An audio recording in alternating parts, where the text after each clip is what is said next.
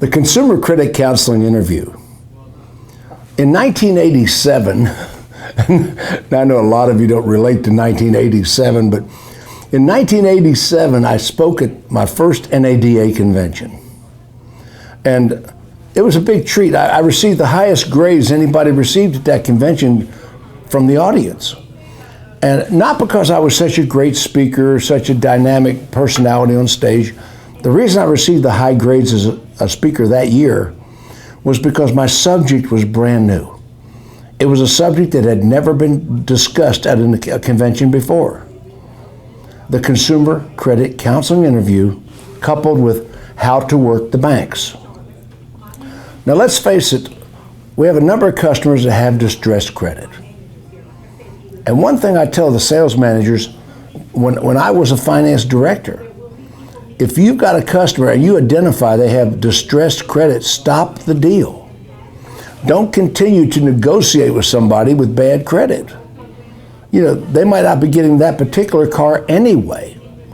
You know, let the finance manager go out and interview the customer about their credit. Now, the credit interview has two purposes. Number one, it gives me more information to work the bankers. Now today, working the bankers is almost a lost art. The reason I was able to do such high numbers as a finance manager, the reason my numbers were so high was not because I was so great in the box.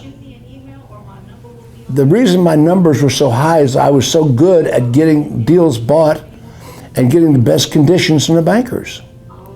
You see, today it's all automated. Today we're going to throw it in Route 1, we're going to throw it in Dealer Track, and it'll shotgun it to a number of banks, it'll do whatever it does. I mean, but beyond that, how many times have you, as a finance manager, ended up on the phone with the credit manager at the bank, at the lender? How many times you rehash a deal?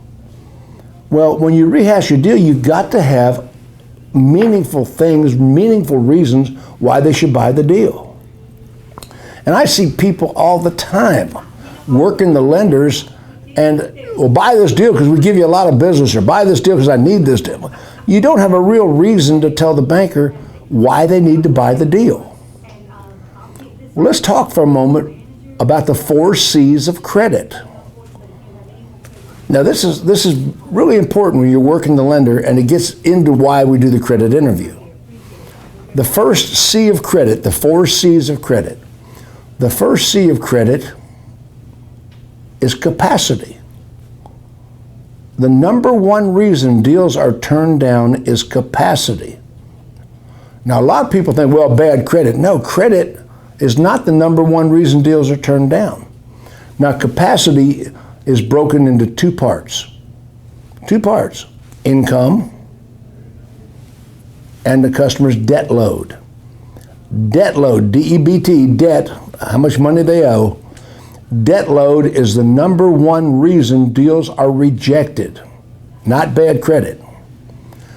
So if you understand that as a finance director or finance manager, whoever's dealing with the banks, a lot of times customers are not turned down because of bad credit, they're turned down because of debt load, which is a percentage of their income that is committed. So debt load is the number one reason deals are turned down. So that is capacity. The second C of credit, of course, is credit history.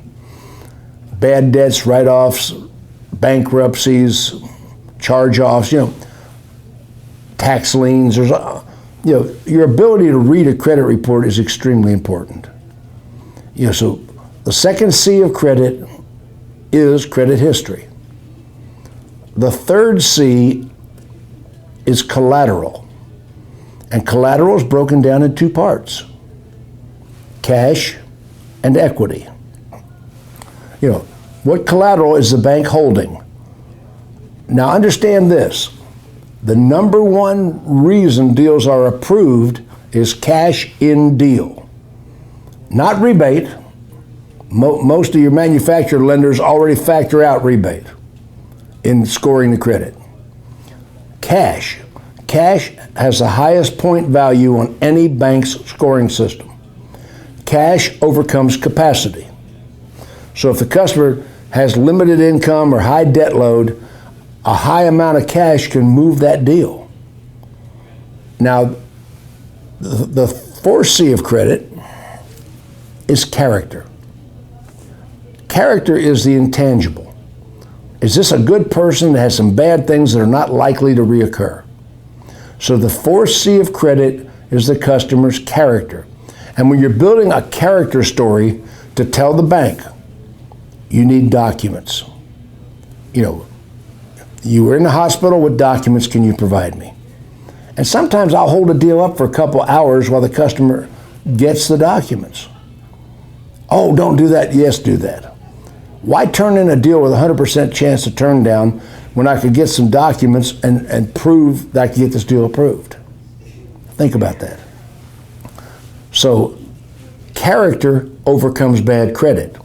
Collateral overcomes capacity. And collateral being cash or equity in the car they're trading. So, collateral overcomes debt load. Debt load, number one reason a deal's turned down. So I see so many people want to do a character argument to overcome capacity. That doesn't work. But if they got bad credit, I've got to show the bank why they had the bad credit, not likely to reoccur. They're good people. I have to have a story that I can document to tell the lender. So that's the 4 C's of credit, which goes back to, now we're going to go back all the way to the credit interview. We've identified bad credit. These people have bad credit. I've got the sales manager to stop the deal. Don't continue to throw money and negotiate with a person we've already identified they got bad credit or poor credit or questionable credit. So as the finance manager, I go out to the salesman's workstation where the people are. I just drop in. We're not doing an announcement. I don't want the salesman to introduce me to them. I just drop in. Hi folks, my name is Jim Ziegler. I'm financial manager here at Great Dealer. I see you're buying a car from these people. I see that you're buying a car from these people. I'm not one of the salespeople at the dealership. I'm not one of them. I'm the banker. I'm somebody else. They're all wearing polo shirts. I'm in a business suit with a tie. I always dress like a banker. Bankers don't wear polo shirts. No matter what the rest of the dealership's wearing, I dress out 100% of the time. Bankers do not wear polo shirts. So anyway, here I am. Hi folks, my name is Jim Ziegler. I'm financial manager at the dealership. I see you're buying a car from these people. I just dropped by to see how you intend to pay for the car. Have you lined up your cash? If you're not paying cash, have you lined up your financing with your own bank or credit union? Or did you intend to use one of the banks that I work with? Oh, we're going to use the bank you use, Mr. Ziegler. We're going to use one of your banks. Great. Glad to have your business. I'm pleased to have your business. Now, John and Martha, I have your credit report right here. Now, as you know, different people qualify for different financial programs. Listen to my word track here. It's very important. I teach this to the salespeople to overcome interest rate objections. What's your interest rate, Mr. Customer? As you know, I use that in a lot of different closing. As you know implies you're supposed to know this. Mr. Customer, as you know, different people qualify for different financial programs. That's the first part. Is that a true statement? Of course it is. John and Martha, as you know, different people qualify for different financial programs. It depends on two things: your personal credit history and the amount of your down payment. As you know, different people qualify for different financial programs. It depends on your personal credit and the amount of your down payment. Now, John and Martha, I've got your credit report right here. As you know, credit ranges anywhere from a 350 credit score all the way to a 900 credit score. Now, your particular credit score is 490, 520. Generally, 600 is the dividing line between poor credit and good credit. And of course, you're below 600. I've got your credit report right here. And by the way, I'm approving your loan. Uh-oh. By the way, I'm approving your loan. However, I still have to review my approval with my associates at Wells Fargo Bank. my associates at Ford Credit, my associates at Toyota Credit. I always refer to the bank as my associates. I have to review my approval with my associates at the bank. And frankly, they could overrule me and turn down your loan. I am not the final decision maker. Now listen to how I said that. By the way, I'm approving your loan. However, I still have to review my approval with my associates at the bank, and frankly, they could overrule me and turn your loan down anyway.